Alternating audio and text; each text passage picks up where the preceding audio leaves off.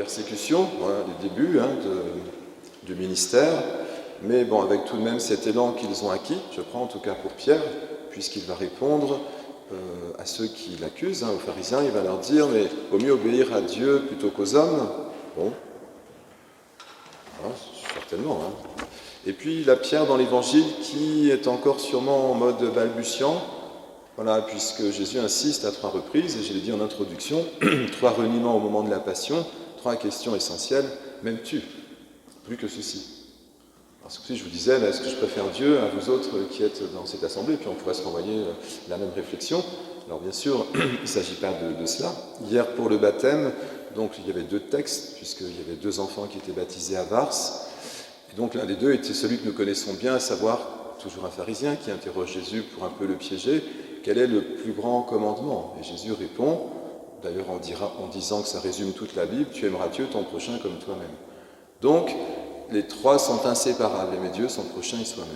Donc Jésus demande à Pierre, est-ce qu'il est dans cette dynamique, à savoir qu'il va devoir à son tour, c'est ce que nous dit l'Évangile, témoigner de son amour pour Dieu jusqu'à donner sa vie, ce qu'il fera bien sûr, nous le savons, nous connaissons les débuts de l'Église. Mais s'il y a un amour préférentiel pour Dieu, peut-être que tout simplement, puisqu'il s'agit d'un commandement semblable au premier, aimer son prochain et aimer Dieu, c'est que tout simplement, nous ne pouvons aimer notre prochain d'une manière juste sans un amour de Dieu préalable. C'est notre baptême, tout simplement. Nos parents ont préféré, ou ont choisi, de nous transmettre la grâce que les sacrements nous donnent pour qu'ils puissent gérer leur rôle parental, éducatif et spirituel. Donc, il y a de fait, pour Pierre, à un moment donné, accepté, même s'il est peiné que Jésus lui pose la question, est-ce que tu m'aimes vraiment? Mais vous le savez bien, l'amour de Dieu est sacrificiel, ça veut dire, est-ce que tu es prêt à ce qu'un autre te conduise là où tu ne voudrais pas aller?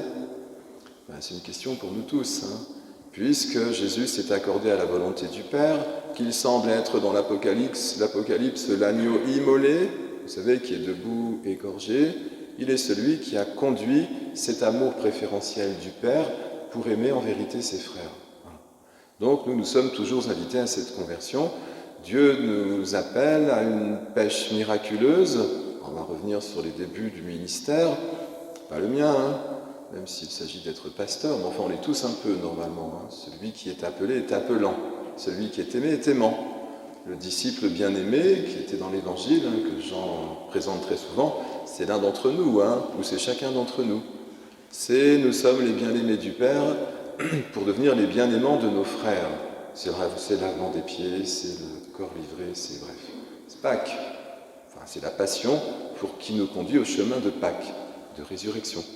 Alors donc, le début du ministère, vous vous souvenez, c'est une pêche, alors c'est pas chez Saint Jean, on ne sait pas comment ils se sont organisés pour gérer la rédaction des évangiles, mais il y a un clin d'œil forcément au synoptique, où Pierre aussi au début part pour une pêche infructueuse, et Jésus qui l'invite à jeter les filets, sachant une personne me disait hier soir, j'étais à un repas encore, et qui me disait, de fait Pierre on l'aime bien parce qu'il est un peu résistant, il résiste à la grâce, voilà. Pourtant c'est celui que Jésus a choisi.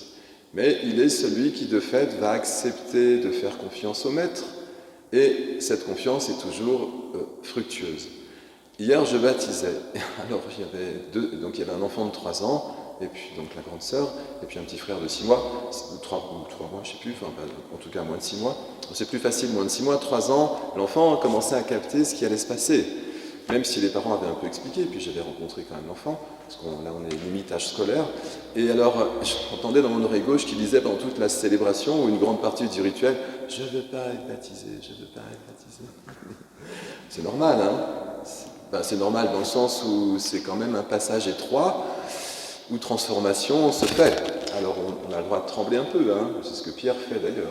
Jésus essaye de le fortifier en lui posant cette question d'amour. Donc, une fois que le baptême est célébré, évidemment, la transformation est faite et l'enfant est ressuscité. Voilà. Il a reçu la grâce, et cette grâce donne les fruits que nous connaissons, ceux de l'esprit, c'est-à-dire la paix. Voilà. C'était le chant d'ailleurs que nous avions du psaume qui sème dans les larmes, moissonne dans la joie. Il s'en va en pleurant, il jette la semence. C'est le moment du sacrifice. il s'en vient dans la joie, il rapporte les gerbes. Donc là, c'est tous les effets de la grâce, et quand Dieu nous a visités, toujours c'est abondant. 153 gros poissons.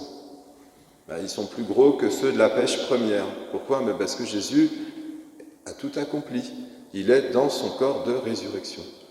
L'enfant baptisé aussi, et nous autres, puisque nous vivons déjà là, pas encore, comme on dit, mais nous savons que c'est un chemin et que tous les jours nous reprenons courage à la source spirituelle qui nous est donnée, celle de notre baptême, celle des sacrements. Mais je trouve toujours intéressant, alors ça inquiétait peut-être les parents, pas sûr, alors j'ai bien vu que l'assemblée se tournait vers la petite fille parce qu'ils entendaient pour se dire, mince, peut-elle choisir? Mais bien sûr, c'est un bon choix, hein, donc il n'y a pas eu d'hésitation, en tout cas pour ce qui concerne le prêtre.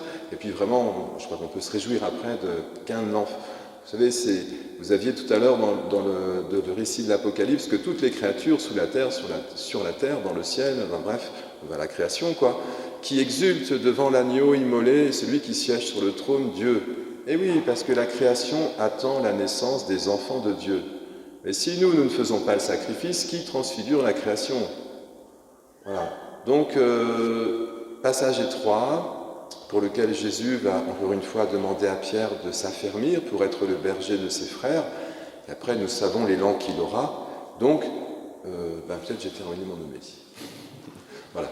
Alors, nous sommes invités donc à entrer dans cette multiplication, cette fécondité spirituelle. Et bien sûr, Pierre répondra à Jésus au moment de la première pêche miraculeuse, « Éloigne-toi de moi, je suis un homme pécheur. » Et Jésus répond, « Sois sans crainte, petit troupeau, sois sans crainte, Pierre, Simon, je ferai de toi un pêcheur d'hommes. » C'est le pasteur.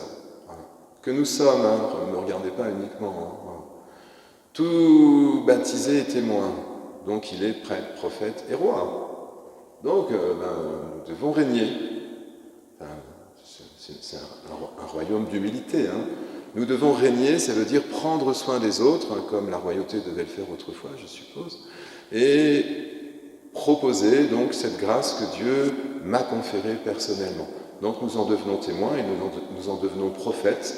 Et bien sûr, pour finir, puisque vous êtes ici, je l'ai d'ailleurs bien rappelé aux 70 personnes qui étaient dans le centre œcuménique de Vars hier, nous exerçons notre sacerdoce. Voilà. Le prêtre le signifie clairement et visuellement, mais chacun entre dans ce sacrifice que Jésus propose à Pierre et qui est celui qui nous permet d'avoir part à la résurrection et d'en être témoins. Donc, les enfants baptisés sont entrés dans le sacerdoce baptismal.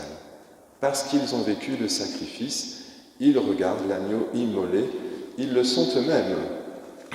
Et voilà, alors que cette filiation, hein, cette transformation qui nous permet, puis vous savez, vous expliquez tout aujourd'hui dans un sacrement, parce que les gens sont un peu perdus. Puis peut-être qu'on ne leur a pas expliqué avant, je ne sais pas. Alors en tout cas, de bien leur rappeler que par cette filiation, nous devenons frères et sœurs.